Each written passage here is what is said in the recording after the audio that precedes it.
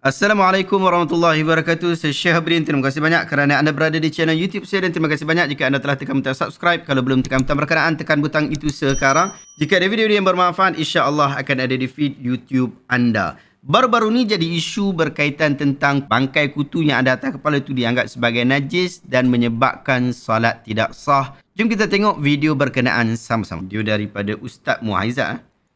Masalah kutu kau apa dia tu tak apa. Cuma kutu ni ni masalah kutu ni. Ramai orang terlepas pandai. Kutu ni kalau mampu atas kepala najis. Kita duduk semaya tak sah. Jadi kata kalau orang ada kutu kena cukup kepala. Jangan ada kutu mampu. Kalau kutu hidup tak apa. Cukup kepala. Kutu ada. Siap buat restoran apa. Buat restoran, kedai makan, buat steamboat apa. Kutu saja duk jual, duk makan. Ada sekapung dekat 40 kapung. Maka kutu saja. Hidup tak apa. Mampu tak boleh kerana menanggung najis, menanggung bangkai. Tu bahaya kalau duduk asrama, kau duduk gapo, orang tino lebih lagi sebab dia rambut panjang. Orang jatuh rambut botok. Nak cukup kepala, tak payah mikir dah buat kutu. Kau kutu ada duduk macam pada pasir lagu ni. Dak, dia kena ada rupuk juga. Kalau tak nak duduk pegang guano dia, mari angin kelecaklah dia nya. Okey, baik, kita dah tengok video tadi sama-sama. Jom kita berikan reaction. Ada 3 isu di sini. Pertama, ialah isu yang menjadi polemik. Kedua, adakah kutu itu najis? Dan ketiga, adakah bangkai kutu adalah najis dan menyebabkan solat tak sah? Kita mula satu-satu. Sahabat-sahabat, apa jadahnya kutu yang berada atas kepala kita yang kita tak tahu apa yang dia buat kat atas tu? Sama ada dia hidup ke, dia mati ke, buat restoran macam Ustaz Muhammad sebut ke, dia semakin banyak atau semakin berkurang? Kita tak tahu. Dia beranak lebih ke atau dia berperang atas kepala kita. Kita tak tahu. Tiba-tiba kita duk pergi bincang. Adakah dia najis ataupun bukan? Kutu atas kepala yang mati tu najis ataupun bukan? Sah ke solat kalau kutu ada atas kepala dia mati? Adakah menyebabkan batal solat sebab dia menanggung najis? Sahabat-sahabat, ada banyak isu berkaitan tentang kutu, tapi kita ambil satu perkara yang penting dulu. Kutu boleh mati dengan pelbagai cara yang tak dapat dikawal. Boleh jadi waktu hang tengah tidur, kutu tu mati sebab kena hempap. Boleh jadi kutu tu mati sebab dah sampai ajal dia. Jadi macam-macam cara dia boleh mati atas kepala kita tanpa dia pergi habaq kat kita.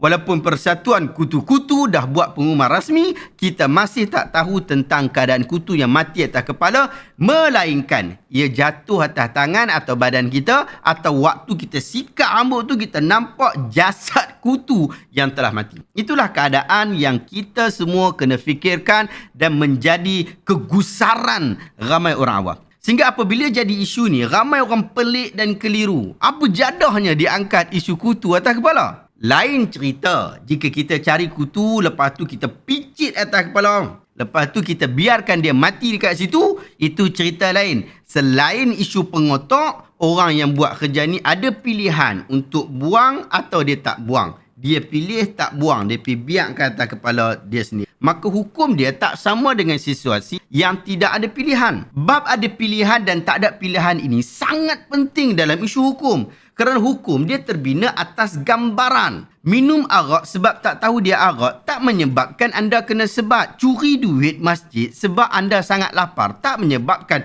tangan anda kena curi, tetapi ada tindakan-tindakan lain yang akan dikenakan oleh pemerintah atas kesalahan berkenaan. Sebab gambaran terhadap sesuatu perkara sangat penting dalam penilaian hukum hakam agama. Jadi, kalau kita tak ada pilihan, maka sudah semestinya agama yang bertunjang kepada memudahkan umat akan memberikan kemudahan dan kemaafan.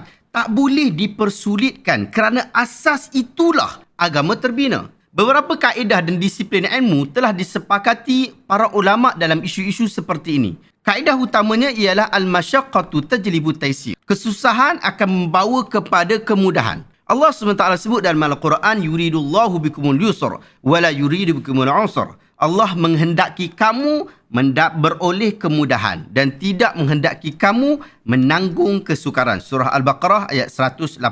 Berdasarkan kepada kaedah ini, para ulama telah meletakkan di bawahnya banyak masalah-masalah furu' fiqah dan mereka menjadikannya sebagai salah satu asas untuk membina fiqah Islam. Maksud kaedah al-masyaqqatu tajlibu taysir ialah apabila seseorang mukallaf menghadapi suasana yang menyusahkan diri dia untuk melaksanakan kewajipan syarak dan ketaatan serta menyulitkan dia untuk beriltizam dalam bentuk yang sempurna dan menyeluruh terhadap perintah Allah tersebut, maka kesusahan dan kesulitan yang dihadapi itu menjadi sebab untuk dia mendapat kemudahan dan keringanan dengan cara dimudahkan pelaksanaannya dan dibuangkan kesusahan yang ada. Dengan itu, mukallaf akan mendapati kemudahan dan keluasan untuk melaksanakan tugas dan kewajipannya. Dr. Mustafa Dib Al-Bura dalam bukunya Al-Wafi Syarah Hadis 40 Imam Nawawi, buku ni, dia berkata, di antara contoh kepada pelaksanaan kaedah ini ialah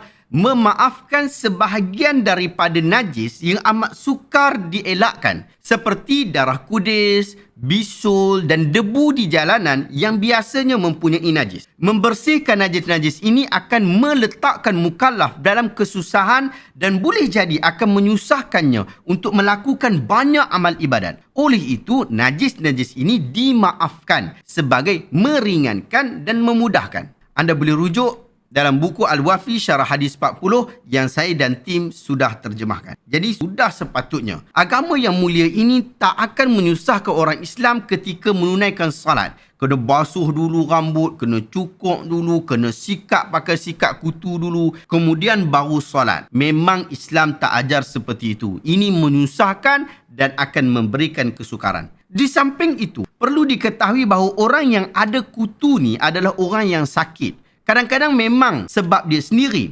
Tapi kadang-kadang kebanyakannya juga sebab dia kena kutu daripada orang lain. Mungkin sebab adik-beradik dia ada kutu, kawan asrama dia ada kutu. Lalu mereka pun berkongsi bantal, berkongsi sikat dan sebagainya. Menyebabkan mereka pun ada kutu. Kutu ni dia membiak dengan cara macam tu. Sekali kutu betina beranak boleh sampai 6 biji. Dan dia boleh beranak setiap hari. Dan setahu saya, dia boleh melompat dari satu rambut ke rambut yang lain. Bersentuhan rambut dengan rambut sahaja boleh menyebabkan ada kutu. Dia berpindah daripada rambut kawan A kepada kawan B. Kutu ni dianggap sebagai parasit. Maka orang yang ada kutu, dia adalah orang yang berpenyakit dan perlukan kepada rawatan. Sangat tak sesuai jika hukum berat diambil sehingga menyusahkan orang yang sakit seperti ini. Sepatutnya kita memudahkan mereka, bukan menambahkan kesusahan kepada mereka lagi. Lagi orang sakit, agama akan mudahkan lagi, bukan susahkan kepada mereka. Okey, baik. Itu isu konsep pertama yang mahu saya tekankan. Kita masuk pula kepada isu kedua, sahabat-sahabat. Benarkah kutu yang mati di atas kepala dianggap sebagai bangkai dan najis dalam mazhab Syafi'i, sehingga boleh menyebabkan tak sah salat? Kenapa isu ni penting? Jika benar ia najis, maka ia menyebabkan salat tak sah, kerana syarat sah salat ialah menghilangkan najis dan tak boleh bawa najis dalam salat. Melainkan jika najis itu adalah najis yang dimaafkan, seperti air kencing yang keluar daripada orang yang ada masalah kencing tak lawas. Maka najis itu dimaafkan kerana dia tak mampu untuk kawal kencing dia tu, dia sedang sakit. Sedangkan solat perlu dikerjakan pada waktu-waktu tertentu. Dia ada tempoh-tempoh yang terhad. Maka walaupun kencing itu dianggap sebagai najis dalam mazhab Syafi'i, tetapi ia berada dalam kategori najis yang dimaafkan berdasarkan kepada situasi orang itu, berdasarkan kepada penyakit orang berkenaan. Demikian juga isu darah istihadah, darah yang keluar di luar waktu haid. Walaupun darah itu najis, tetapi ia termasuk najis yang dimaafkan kerana ia disebabkan penyakit dan tidak dapat dikawal. Maka bagaimana pula keadaan bangkai kutu? Adakah ia najis dan tidak dimaafkan? Di dalam mazhab Asy-Syafi'i rahimahullah, kutu yang mati dianggap sebagai bangkai yang bernajis. Kerana semua jenis haiwan yang mati, kecuali haiwan laut termasuk ikan, serangga yang tiada darah seperti belalang, dan haiwan yang disembelih dan dihalalkan makan dagingnya seperti lembu, selain benda-benda ni, semuanya adalah bangkai dan najis. Jadi bangkai kutu memang termasuk bangkai yang bernajis. Sehingga kita dapati di dalam kitab I'anatul Talibin oleh Ad-Dimyati menyebutkan hal ini. Dia kata wa yahrumu ramyu nahwi qamlah kaburghusin wa baqin wa ba'udhin fil masjid idza kanat maitatan linajasatiha hina idzin. Diharamkan melempar qamlah seperti kutu kepala, serangga kecil dan nyamuk ke dalam masjid apabila telah menjadi bangkai yang telah mati. Hal ini kerana ia adalah najis pada ketika itu. Anda boleh rujuk pada jilid pertama muka surat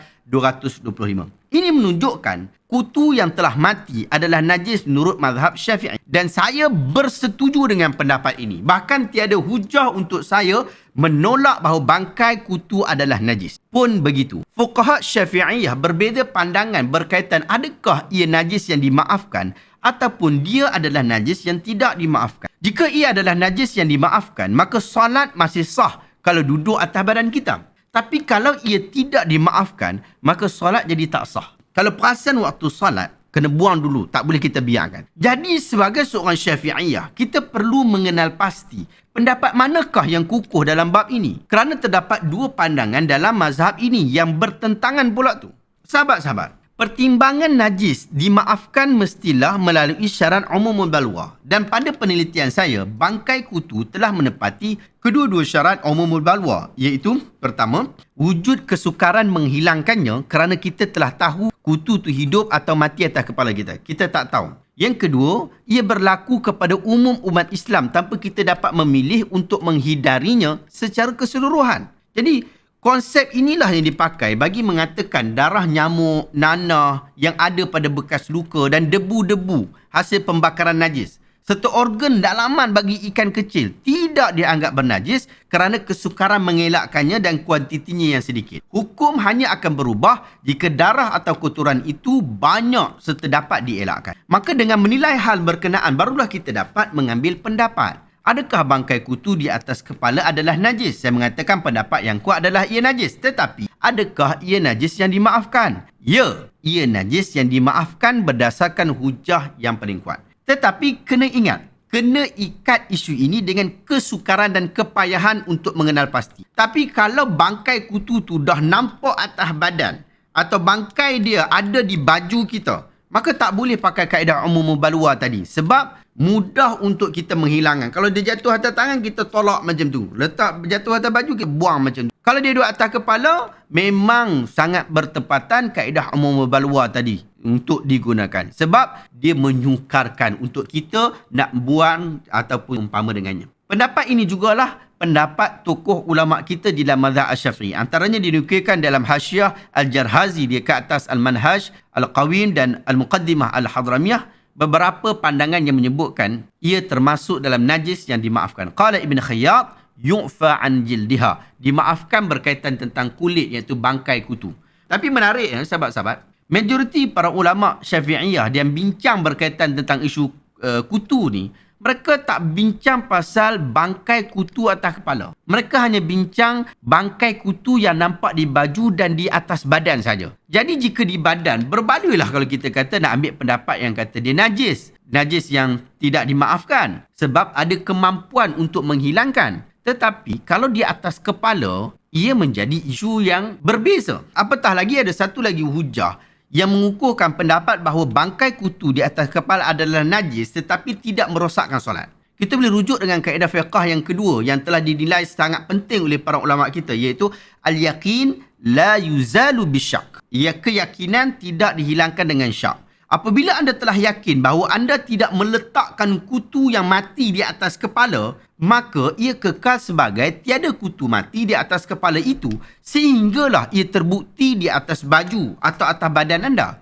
Anda pula tak perlu nak bersangka-sangka bahawa ke atas kepala tu ada kutu yang mati berdasarkan kepada kaedah yang telah kita sebutkan. Allah Ta'ala sebut dalam Quran, Inna zanna la yughni minal haqqi syai'a. Sesungguhnya zan, sangkaan, tidak menandingi kebenaran walau sedikit pun. Surah Yunus ayat 36. Imam At-Tabari dalam tafsir beliau ke atas ayat ini menyebutkan, sesungguhnya syak tidak memberi nilaian walau sedikit pun ke atas keyakinan. Dan syak sedikit pun tidak menggantikan kedudukan keyakinan serta tidak memberi sebarang manfaat kerana sesuatu itu berhajat kepada keyakinan. Rujuk Jami'ul Bayan oleh At-Tabari, muka surat 89 jilid ke-15. Kesimpulannya, isu bangkai kutu di atas kepala ini anda tak payah pening. Selagi kutu tu duduk atas kepala awak, kita anggap dia adalah kutu yang hidup dan dia tak merosakkan solat. Kalau anda perasan masa waktu sikat rambut tu ada nampak kutu mati, anda buang. Jangan pergi letak atas kepala balik. Boleh menyebabkan solat anda tak sah menurut satu pandangan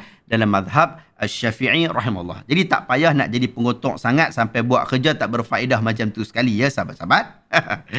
Maka dalam kedua-dua pandangan mazhab Syafi'i yang mengatakan bahawa bangkai kutu itu najis yang dimaafkan ataupun dia mengatakan najis itu najis yang tidak dimaafkan, kedua-duanya masih tidak merosakkan salat apabila dia duduk atas kepala dan kita tak tahu keadaan kematian dia. Kalau perasan ada kutu, cepat-cepat dapatkan rawatan. Ada shampoo yang bagus yang anda boleh guna untuk ubati penyakit kutu ini dengan segera. Yang tu jangan tanya saya lah.